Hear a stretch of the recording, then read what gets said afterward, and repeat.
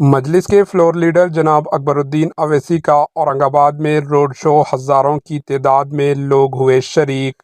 Maharashtra assembly election کی مہم زوروں پر ہے، ہر پارٹی اپنے اپنے کینڈیڈیٹ کی الیکشن مہم میں مصروف ہے۔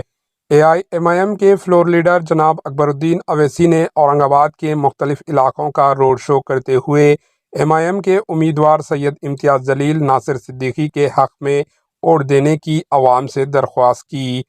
اس موقع پر مجلس کے چاہنے والوں کی کثیر تعداد موجود تھی۔ اکبر الدین اویسی کی ایک جھلک کے لیے مجلس کے چاہنے والے امنڈ پڑے۔ بتا دیں کہ مہاراشٹر اسمبلی الیکشن 2024 میں AIMIM کے 16 امیدوار میدان میں ہیں۔ مجلس کے قائدین کو یقین ہے کہ ان کی شاندار کامیابی ہوگی۔ Bureau report, AHN news.